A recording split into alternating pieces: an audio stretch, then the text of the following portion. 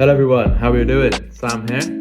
Now, this video is talking about what you can do going into 2024. I'm going to give you 5 tips, 5 bits of advice. It's not going to be a long video, but I'm just going to bullet point 5 points and how you can apply that to your life and apply that to your own journey. Number 1, stopping any reassurance, any venting, any confessing. Reassuring or getting reassurance from your partner, confessing to your partner, venting to your partner, stopping that reassurance you're giving yourself. Maybe you might be saying the same thing over and over again. You might be trying to neutralize the thought. You might be saying, oh no, I'll be the last person to ever do that, especially with fears and themes around rejection and taboo related themes. Venting, okay, stopping venting.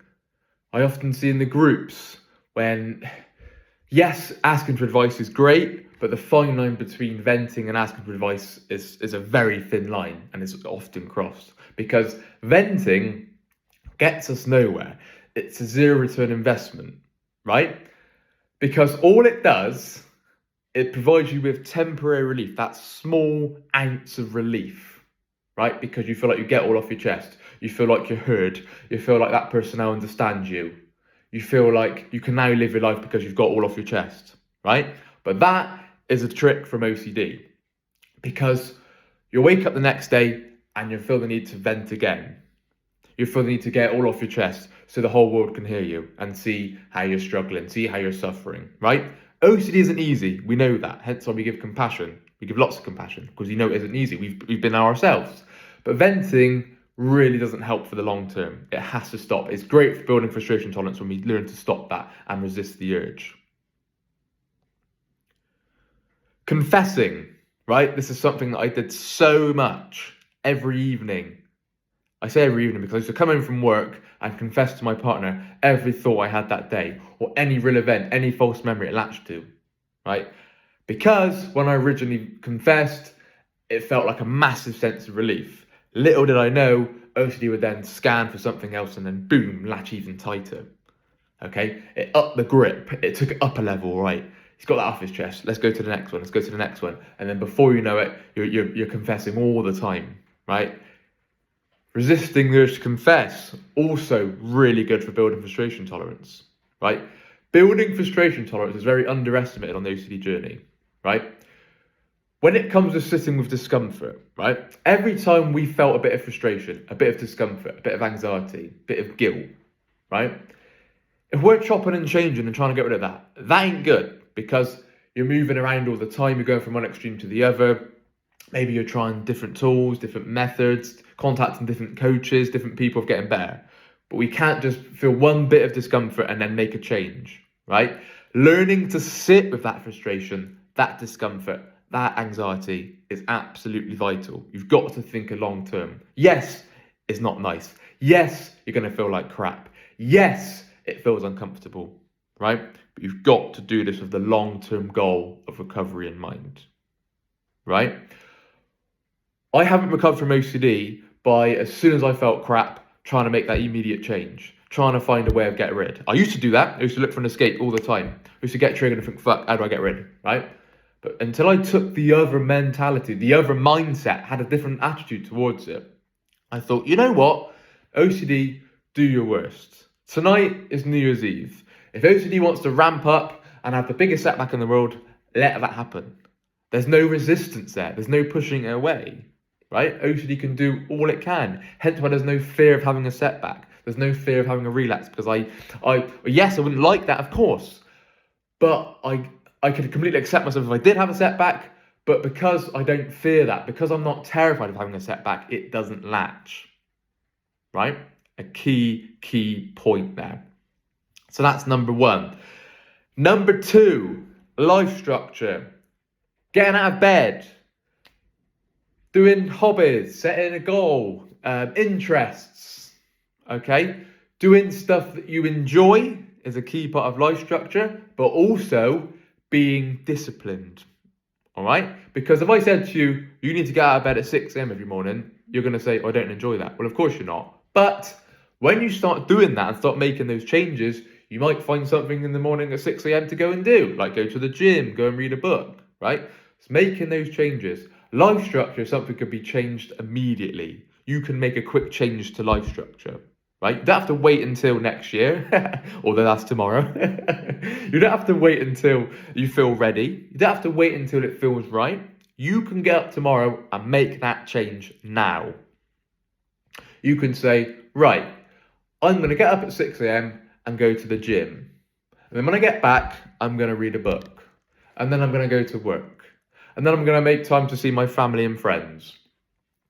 Then I'm going to prioritize recovery work, maybe do 30 minutes to an hour of disputing on paper. Then I'm going to spend time with my partner. Then I'm going to go for a hobby. Maybe I'm learning a language. Maybe I might put some effort into that. Right? If you're currently led in bed till 12 o'clock in the afternoon and you're just scrolling on your phone, very unhealthy addictive behaviors, watching porn a lot, you might be drinking a lot to numb the feeling, you might be gambling a lot, you might just be venting a lot, like I spoke about in point number 1, okay? You'll know unhealthy habits. If you're not exercising, get out and exercise. If you're eating crap, right? Nothing wrong inherently with eating crap, right? But if we're doing it for stress eating, if we're doing it for a quick relief, if we're doing it to run away from a feeling, that is when it becomes a problem and it becomes addictive. I'm speaking with someone who did that, right? When I was suffering really bad, I used to turn to fast food all the time. Quick, easy food, no cooking, couldn't be bothered to cook, couldn't be bothered to prepare any meals, couldn't be bothered to portion meals. I just thought, I'll have that, pizza, yeah, I'll have that, KFC, McDonald's, I'll have that, right? Because it was quick, because I was so consumed in my own head with the guilt, I just wanted any sort of relief, anything. I was desperate for any rid of a feeling, right? And I knew this Kentucky Fried Chicken would taste nice, and then I'd have 5 minutes of feeling good or enjoying this food, so I could just rely on that. But then that becomes temporary as well, because when you eat your KFC, what next? I often felt even worse. I thought, fuck's sake, here we go then. Like, I'm going to be putting on weight. I'm going to be, like, OCD is taking out much of control of me that I'm now not going to exercise because I've just said that. I knew it wasn't helping, but we so often fall into the trap of quick, addictive, looking for that easy, quick fix, looking for that easy way out. We so often fall into that, okay? So it's down to us to stop that. That ain't going to be easy. That ain't going to be a walk in the park. That ain't going to be straightforward. But OCD recovery isn't straightforward, right? It's not rocket science, but it certainly isn't easy. It's not simple. These are the changes you're going to have to make. Life structure is so important. It's underestimated. It's not talked about a lot because people say, well, Sam, I'm suffering with real event false memory OCD. How on earth is going for a walk in the morning going to help? And I say to you this. Well, where is led in bed till 10 a.m. helping? That's not helping at all, right? Of course, you're not going to cure OCD by going for a walk in the morning, but it sets the building blocks. It sets the foundations, okay? It gets you going. It gets the ball rolling, okay? Those little baby steps that we talk about, okay? Those little changes now for that big long-term change, right? You can't just try and recover from OCD in a day. You're going to have to look, okay, step by step, how can I do that? Well, that ain't working. Lying in bed till 10 a.m.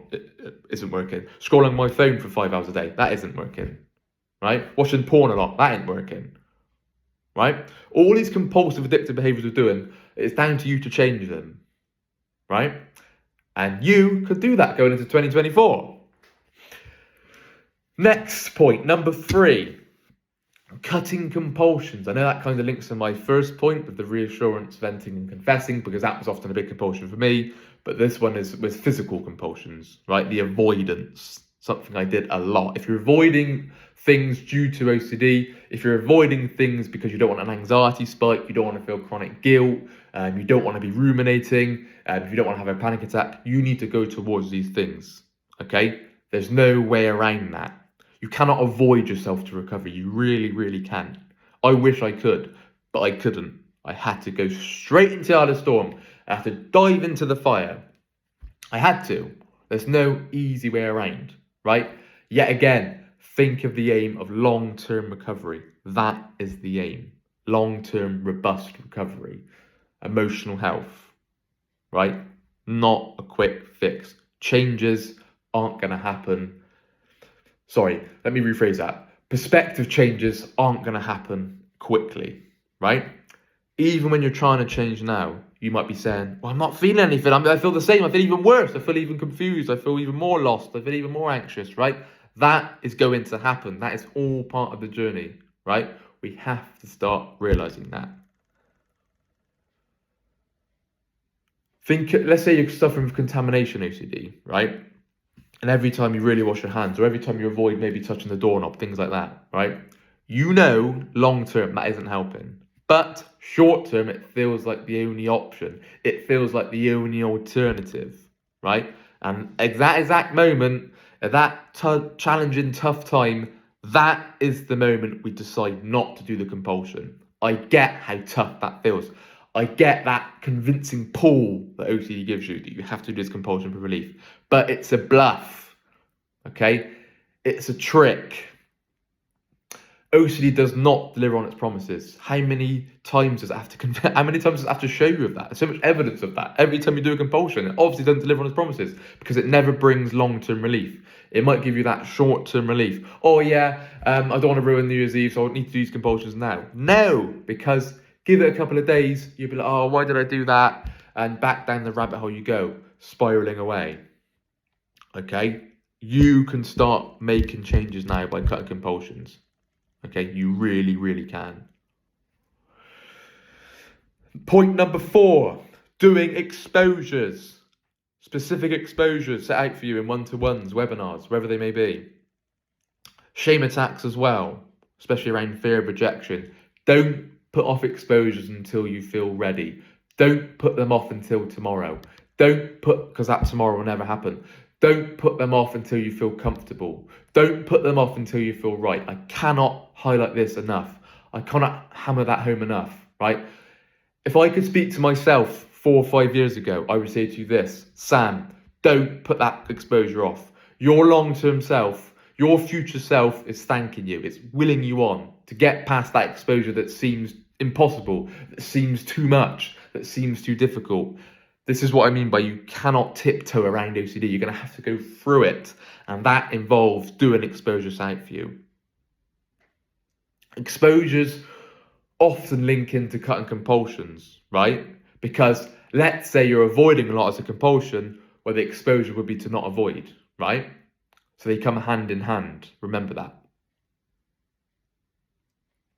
Point number 5. I want to keep this video 15 minutes. I don't want to go on too long. Point number 5. Disputing irrational beliefs on paper. Learning unconditional acceptance on paper. Right? Unconditional self-acceptance. Unconditional other acceptance. And unconditional life acceptance.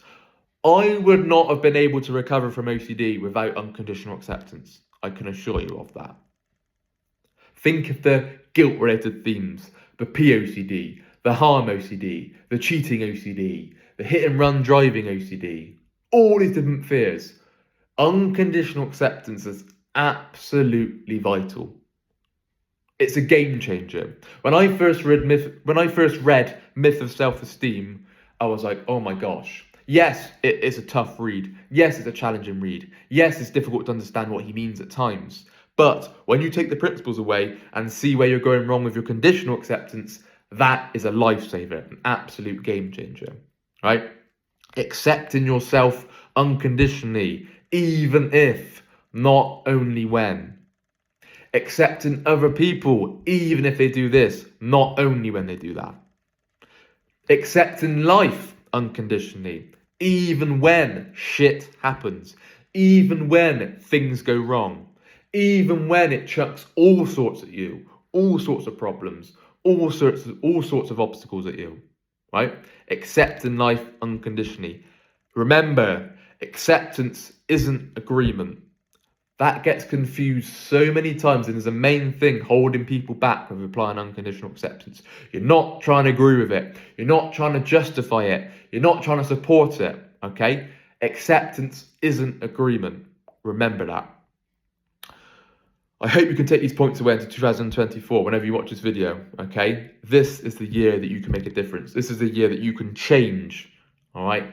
Think of that long-term aim. I cannot hammer that home enough. I hope you've enjoyed the video. If If you're interested in our one-to-one services, our webinar calls, please email phil@ocdrecovery.com, and I'll speak again in the new year. Bye-bye.